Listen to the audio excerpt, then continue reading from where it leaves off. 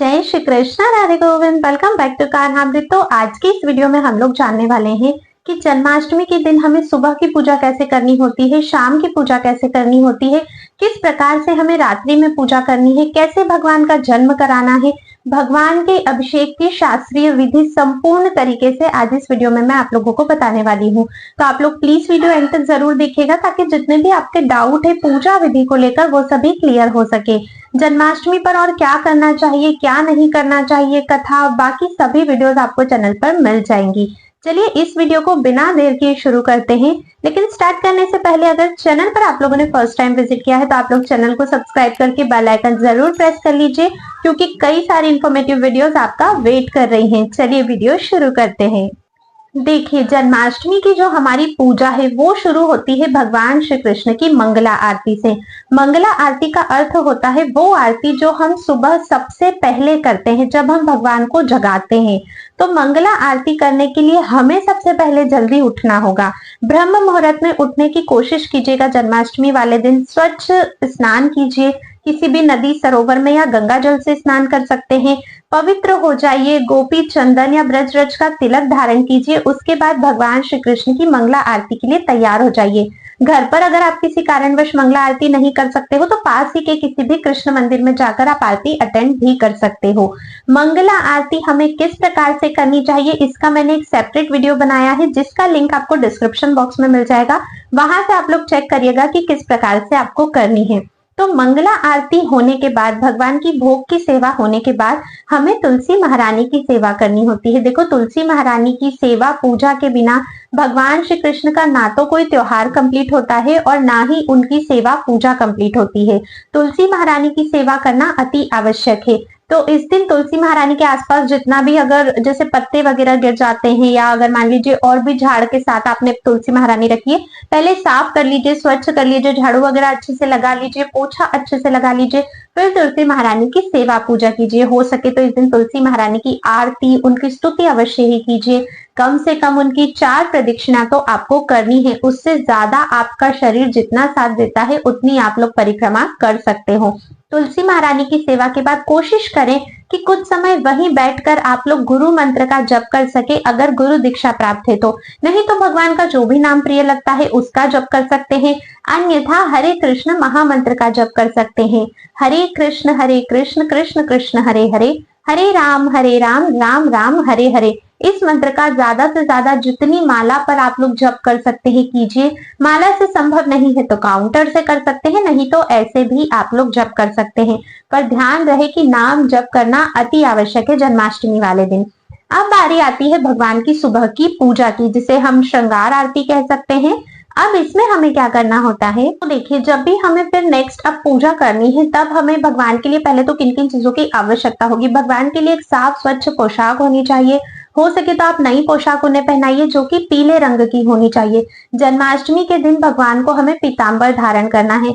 स्वयं भी अगर आप लोग पीले वस्त्र पहन सकते हो तो अति उत्तम होता है।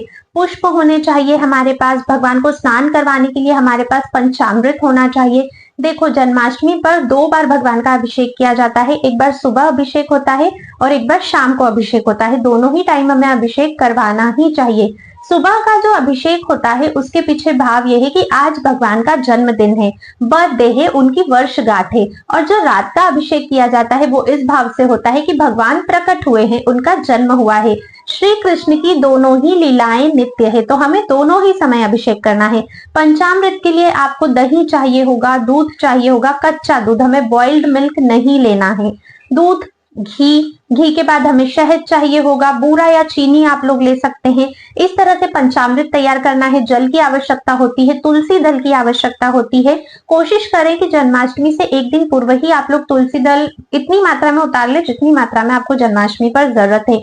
अगर पॉसिबल हो सकता है तो भगवान श्री कृष्ण को तुलसी माता की गार्लैंड भी आप लोग अवश्य ही पहनाइए, तुलसी पत्तों की माला। बहुत प्रसन्न होते हैं भगवान तुलसी मैया को अपने पास पाकर। तो ये आपको करना चाहिए। अब सुबह की पूजा के लिए हमें भगवान को सबसे पहले स्नान करवाना है। तो अपने लड्डू गोपाल को एक पात्र में आप लोग ले लीजिए, एक आसन रखकर उस पर पात्र रखना है, नीचे जमीन पर नहीं रखना है।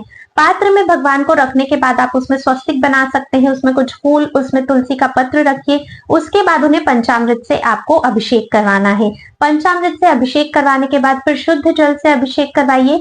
उसके बाद भगवान को स्वच्छ वस्त्र पहनाइएगा। देखिए, वस्त्र पहनाना है उससे पहले ही आप उनकी मालिश हल्की सी कर सकते हो, बहुत ज्यादा ऑयल या घी नहीं लगाना है, एक हल्का सा मात्रा में लेकर आप मालिश कर दीजिएगा। उनकी चंदन से भी कर सकते हो। पोशाक पहनाइएगा। उसके बाद उनकी इत्र सेवा इस दिन आपको अवश्य ही करनी है। बहुत सुंदर आपको उनका श्रृंगार करना है, तुलसी दल उन्हें अर्पित करना है, फूलों से उनका श्रृंगार करना है। जो भी आपको फूल मिल जाते हैं उससे उनका श्रृंगार कीजिए। उसके बाद आपको उन्हें भोग लगाना है। भोग लगाने के बाद आपको उनकी आरती करनी है। भोग में आप जल भी जरूर दीजिएगा और जो भी ऋतु के फल होते हैं वो, मेवा, मिष्ठान, माखन, मिश्री, जो भी भोग आप भगवान को लगा सकते हैं, सब कुछ लगाकर फिर आपको उनकी आरती करनी होती है। ये होती है सुबह की पूजा। देखो, डेली भी हम अपने घरों में इसी प्रकार सुबह की पूजा करते हैं। जन्माष्टमी सुबह की पूजा बहुत सिंपल तरीके से होती है। मेन हमें रात्रि की पूजा करनी होती है, पर हाँ, अभिषेक का मॉर्निंग में ध्यान रखना है। इसके बाद 12 बजे आप लोग भगवान को सुला दीजिएगा। फिर उसके बाद भगवान को 4, 4:30 बजे उठाकर, जैसे आप लोगों का रूटीन है उस प्रकार से करनी है। शाम को भगवान की हम जैसे रोज आरती करते हैं उसी प्रकार से आपको पूजा करनी है। शाम की पूजा में कोई चेंजेस नहीं है। शाम को तुलसी महारानी में भी आपको दीप प्रज्वलित करना है। घी का या तिल के तेल का दीपक आप तुलसी महारानी को अर्पित कर सकते हैं। ये तो हो गई हमारी शाम की पूजा तक की तैयारी। अब बारी आती है रात्रि की पूजा, जब भगवान श्री कृष्ण का जन्म होगा। तो रात्रि की पूजा के लिए एक तो बहुत सुंदर सा डेकोरेशन हमें मंदिर का करना है, भगवान जहाँ विराजमान है, और ये कार्य तो आप पूरे दिन भर में कर लीजिएगा। भगवान के लिए झूला जरूर तैयार कर लीजिएगा, ठीक है। अब हमें अभिषेक करना होता है भगवान का। तो देखो, किन किन चीजों की आवश्यकता आपको होगी। तो भगवान के लिए एक नई पोशाक की आवश्यकता होगी। उनके श्रृंगार के लिए जो भी ज्वेलरी आपको चाहिए उसकी आवश्यकता होगी। पुष्प हमें चाहिए होंगे, पंचामृत की सामग्री हमें चाहिए होगी, धूप, दीप, सभी चीजें, नैवेद्य, सब कुछ हमें लगेगा। पहले से ही आप लोग एकत्रित करके रख लीजिए। अब जैसे ही रात्रि के 12 बजते वैसे ही हमें अभिषेक की तैयारी करनी है। तो सबसे पहले आपको एक आसन रखना है भगवान के लिए, जो थोड़ा सा ऊंचा होना चाहिए। उस पर एक पात्र रखना है जिसमें हमें भगवान का अभिषेक करना है। उस पर आप लोग अष्टदल कमल बना सकते हो, स्वस्तिक बना सकते हो पात्र के अंदर, या फिर गोलोक मंडल का निर्माण भी कर सकते हो। उसके बाद उसके ऊपर आपको रखना है कुछ पुष्प और तुलसी पत्र। अब भगवान को, लड्डू गोपाल को, या भगवान का जो भी विग्रह है उनको विराजमान कीजिए। कुछ ना कुछ वस्त्र उनके शरीर पर अवश्य ही होना चाहिए। निर्वस्त्र करके आपको भगवान का अभिषेक नहीं करना चाहिए। भगवान को विराजमान करने के बाद अब सबसे पहले आपको उनकी तेल से मालिश करनी है। तेल में हल्का सा चंदन मिक्स कर लीजिए और भगवान की हल्के हाथों से पहले मालिश कीजिएगा। उसके बाद अब भगवान को आपको कच्चे दूध से स्नान करवाना है। दूध से स्नान करवाने के बाद दही से स्नान करवाना है। दही के बाद आपको घी से स्नान करवाना है। घी के बाद आपको शहद से स्नान करवाना है। और अलग से आप एक पात्र में पानी लीजिएगा, उसमें आप चीनी घोल के रख दीजिएगा, जो शक्कर मिश्रित पानी होगा। शहद से स्नान करवाने के बाद आपको फिर वो जो शक्कर मिश्रित पानी है उससे भगवान को स्नान करवाना है। इतना होने के बाद फिर भगवान को उष्णोदक स्नान करवाना है। हल्का सा गुनगुना पानी आपके पास होना चाहिए। अब आपको उससे भगवान को स्नान करवाना है। उष्णोदक स्नान के बाद आपको चूर्णोदक स्नान करवाना होता है। तो एक पात्र में आप थोड़ा सा जल लीजिए, उसमें आप हल्दी का पाउडर मिक्स कर लीजिए। अब भगवान को इस जल से आप लोग स्नान कराइए, हल्दी का लेप उन्हें लगाइए, ठीक है। इसके बाद आपको शुद्धोदक स्नान करवाना होता है, जिसमें आप अब साफ स्वच्छ जल से भगवान को स्नान करवा रहे हो। फलों के रस से भी हमें स्नान करवाना होता है। तो अगर फलों का रस आपके पास अवेलेबल है तो जो हल्दी के पानी से आपने स्नान करवाया था उसके बाद आप फलों के रस से स्नान करवाइए। उसके बाद आप शुद्धोदक स्नान करवाइएगा, जिसमें आप साफ स्वच्छ जल से स्नान करवाते हैं। इतना सब कुछ होने के बाद फिर जितने भी तरह के फूल आपको मिलते हैं उन सभी फूलों के जल से आपको भगवान को स्नान करवाना है। ये पूरी विधि भगवान के अभिषेक की संपन्न होती है। अब भगवान को साफ स्वच्छ वस्त्र पहनाइए, जो कि नवीन वस्त्र आप लोग खरीद कर लेकर आए हैं। नवीन वस्त्र भगवान को धारण कराइए, सुंदर उनका श्रृंगार कीजिए, उनकी इत्र सेवा कीजिए और उन्हें सिंहासन पर बैठा दीजिए। आज हमारे लाला का जन्म हुआ है तो लाला की नजर अवश्य ही उतारनी है। नजर उतारने के लिए आप अपने दोनों हाथ में थोड़ा थोड़ा सा राई और नमक ले लीजिए और इस तरह से घुमाते हुए लाला के ऊपर से आपको उनकी नजर उतारनी है और फिर आपको इसे साइड में रख देना है, ठीक है। लाला की नजर उतर गई। उसके बाद अब आपको लाला को भोग लगाना है। सुंदर श्रृंगार करके पुष्पों से श्रृंगार करना मत भूलिएगा। भोग में जो भी सामग्री, पंजीरी, माखन, मिश्री, ऋतु फल या जो भी मेवा वगैरह आपने घर पर भगवान के लिए प्रेम से बनाया है वो भोग आपको भगवान को लगाना है। भोग लगाइए, भगवान का तिलक कीजिए और उसके बाद आपको भगवान की आरती करनी है। प्रेम पूर्वक जो भी आरती आपको प्रिय है वो आपको करनी है। तो इस तरह से आपकी जन्माष्टमी की पूजा संपन्न होती है।